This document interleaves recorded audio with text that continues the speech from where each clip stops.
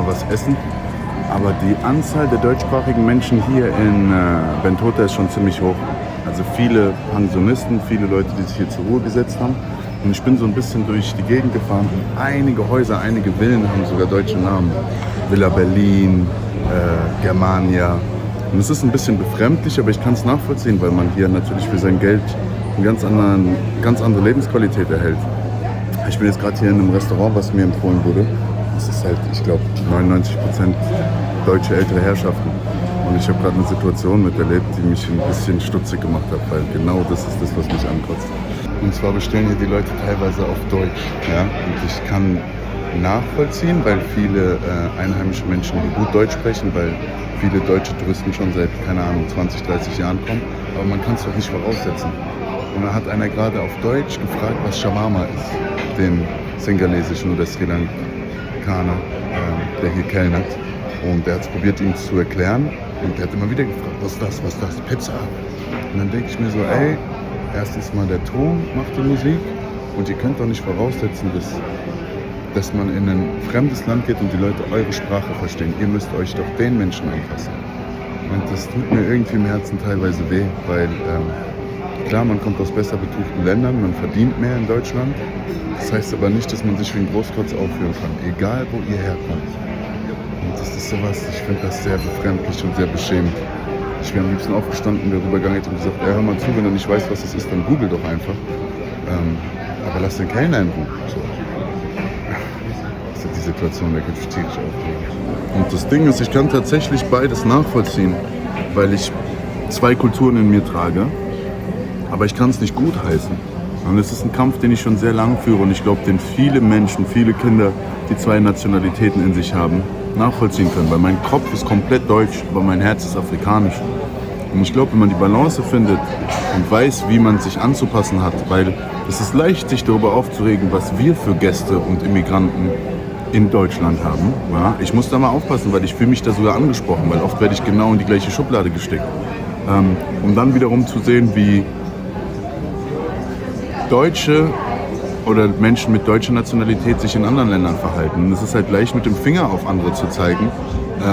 Aber man sollte sich selber halt öfters hinterfragen. Und ich glaube, da stehen sich alle Kulturen in nichts nach. Ich sehe das so oft. Und macht euch dessen bewusst, wenn ihr zwei Nationalitäten habt, findet die Balance. Und es ist immer besser, wenn ihr mit Respekt und Freundlichkeit irgendwo hinkommt, als eine gewisse Arroganz des Westens mitzubringen und sich über Dinge zu stellen und Leute wie Fußvolk zu behandeln. Ich will das Café hier gerade gar nicht filmen, weil ihr habt im Prinzip echt sie sitzen vielleicht 30 Leute und von den 30 Leuten sind mindestens 25 deutsch, ältere Rentner. Und ich würde es genauso machen, ich verstehe es, von dem Geld, was man heutzutage in Deutschland noch hat, kann man in Deutschland kein gutes Leben führen, vor allem kein ehrwürdiges Leben. Und ich würde genauso auswandern, aber dann würde ich auch mit einer gewissen Einstellung herkommen. Klar, das ist eine andere Generation, ich kann denen nicht viel vorwerfen, weil in der Zeit war es anders und die Welt war noch nicht so verbunden und nicht so connected durch Internet und etc. Aber trotzdem trägt diese Generation auch unglaublich viel Verantwortung dafür, dass die Welt so ist, wie sie ist. Und ich meine, der Reichtum von Europa oder von Deutschland kommt ja nicht irgendwo her. Ne? Und es ist leicht, ihn dann in den Ländern auszugeben, wo man sich bereichert hat. Ich könnte stundenlang über das Thema reden, aber es ist halt, ist mir nur wichtig, es Menschen bewusst zu machen. Der Hauptgrund, warum ich eigentlich nach Bentota gekommen bin, war, weil Dominde vorgeschlagen hatte, dass wir uns hier nochmal treffen, weil er mich gerne sehen wollte, bevor ich weiterreise. Und er hat gesagt, er kommt mit dem Zug runter in den Süden. Ich hatte ihn leider die letzte Woche nicht erreicht, weil sein Handy aus war und ich hatte auch kein gutes Gefühl, als wäre irgendwas passiert. Jetzt weiß ich auch warum. Sein Cousin ist verstorben in der letzten Woche. Und dann habe ich gesagt, du hättest mir doch bei WhatsApp schreiben können. Hat er gesagt, er hat mir den Strom abgestellt, weil er die letzte Stromrechnung nicht gezahlt hat. Jetzt habe ich ihn natürlich darum gebeten, mir seine Kontaktdaten zu schicken, also seine Bankverbindung. Weil es jetzt verhältnismäßig für mich nicht wirklich viel Geld ist, aber er es nicht zahlen kann. Und wenn ich ihm da helfen kann, freue ich mich natürlich. Leider habe ich so die Möglichkeit nicht mehr, ihn zu sehen, weil es jetzt ein bisschen knapp wird. Ich ziehe heute auf jeden Fall weiter, aber ich wollte euch noch mal ganz kurz die Unterkunft zeigen, in der ich gerade bin, weil es einfach so ein Riesenhaus ist und ich das ganze Ding mehr oder weniger für mich alleine habe. Also wie gesagt, das ist mein Schlafzimmer gewesen. Riesenbett, kleine Terrasse mit schöner Sitzmöglichkeit und große Küche, in der ich mein Frühstück machen konnte. Plus Trinken, Esszimmer, Essbereich und es ist halt auch wirklich sehr, sehr sauber, sehr krasser Standard. Hier nochmal so ein kleiner, wie soll man sagen, Maisonette, Wintergarten, Terrasse draußen. Und das sind halt auch 3 Stockwerke. Das heißt, hier hätte ich eigentlich gut Content filmen können, aber ich habe nicht die Zeit gehabt und auch nicht wirklich die Lust, so viel drin zu verbringen. Die Herrschaften streichen hier. Erstes Stockwerk. Wunderschöne Terrasse. Guck mal, wird gearbeitet. Fleißige Handwerker. Und guck mal, hier, was ein schöner Garten. Was ein wunderschöner Garten. Hier war ich die letzten 2 Tage, könnt ihr euch vorstellen, für einen Apfel und ein Ei. Und lovely hospitality. Und jetzt geht's in den nächsten Stock. Hier hätte ich auch einziehen können, aber da wäre es ein bisschen wärmer gewesen. Und Annette hat gesagt, hier oben sind zu viele Käfer.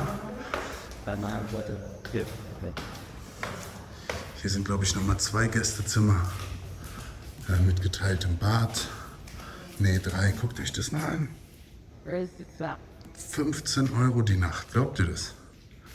Glaubt ihr das? Glaubt ihr nicht, ne? Nochmal ein Gästezimmer. 3. Gästezimmer. Und hier habt ihr dann nochmal eine Terrasse. Also falls ihr irgendwann in Bentota landet, kontaktiert mich. Ich gebe euch gerne den Kontakt. Hier könnt ihr mit eurer ganzen Gang unterkommen. 10 Minuten zum Strand. Stadtzentrum auch 10 Minuten entfernt. Und einfach lovely. Deshalb, wenn man sich ein bisschen Zeit lässt und auch einfach mit Locals spricht, findet ihr Sachen, die ihr sonst nie finden würdet, über Reiseagenturen etc. Werdet ihr irgendwo in einem All-Inclusive-Hotel untergebracht und dann seht ihr auch nicht wirklich viel vom Land. Ja. So, ich packe jetzt meine Badehose ein, ich gehe nochmal an den Strand, ich will nochmal eine Runde schwimmen und meinen kleinen Matschang treffen, bevor ich weiterreise. 2, 3 Kokosnüsse reinhauen und ich habe noch was Kleines für die. Deshalb springe ich jetzt auf den Roller und fahre erst mal los. Der Tag der Abreise war tatsächlich gekommen. Doch ich wollte unbedingt noch mal Nyanza und seine Familie sehen und mich von ihnen verabschieden, bevor ich dann nach Colombo fuhr. Nyanzas Papa war schon vor Ort und hatte seinen kleinen Kokosnussstand im Schatten aufgebaut. Nyanza selbst war noch in der Schule. Also chillte ich mich ganz gemütlich an den Strand und wartete, bis er kam. So,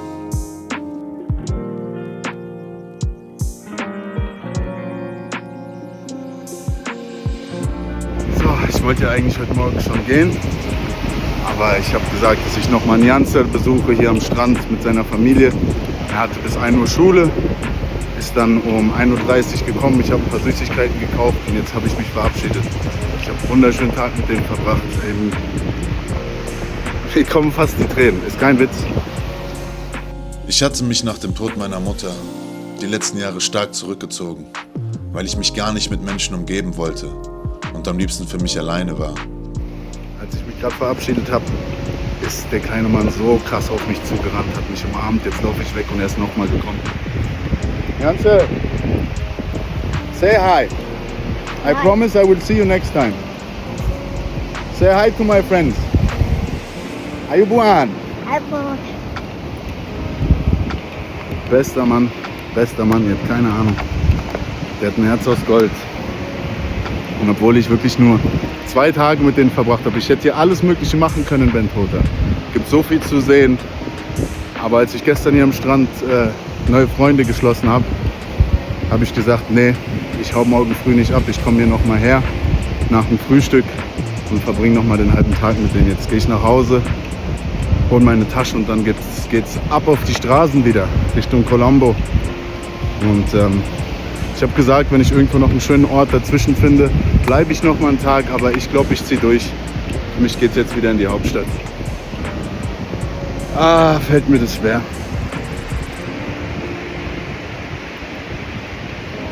You cry? You cry? Oh mein Gott, der kleine Mann hat Tränen. Why? You good, man. I promise I come back. I promise. Come here. Ich habe ihm versprochen, dass ich wiederkomme. Ich mache das, auch wenn es ein Jahr dauert oder 2 Jahre. Er hat mir versprochen, dass er Englisch lernt. You promise me that you speak English when I come back the next time. You learn little English. Tika tika. Okay? You good boy. Gott. Also ihr Lieben. Mein Leben hat sich jetzt in den letzten 1,5 Monaten schon so geändert. Und es wird sich noch weiter ändern, weil ich wirklich Konsequenzen ziehen werde. Mir hat diese Reise sehr viel gezeigt, sehr viel gebracht. Alleine diese Familie kennenzulernen, ich kann euch nicht erklären, was das gerade mit mir gemacht hat. Ich glaube, ihr seht es mir an. Wunderschöner Tag. Wunderschöner Tag. Ich packte meine Sachen, sprang auf den Roller und machte mich auf den Weg zurück nach Colombo.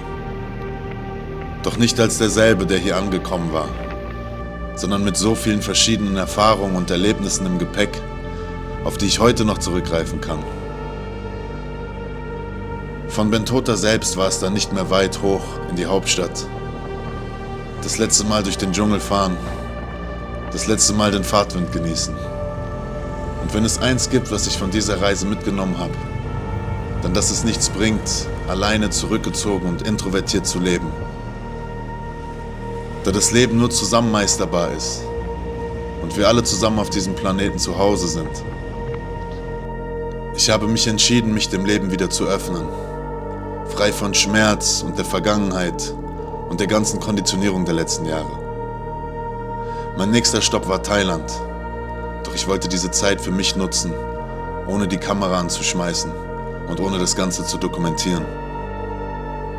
Ich hoffe, ich konnte mit meinen Vlogs euch irgendeinen Mehrwert bieten. Und auch wenn es nur ein kleiner Teil ist, in dem ihr euch wiederfindet, dann hat es sich schon gelohnt. Mein Name ist Baxi und ich danke jedem Einzelnen von euch, der bis hierhin meine Reise verfolgt hat. Doch es wird sicherlich nicht die letzte sein.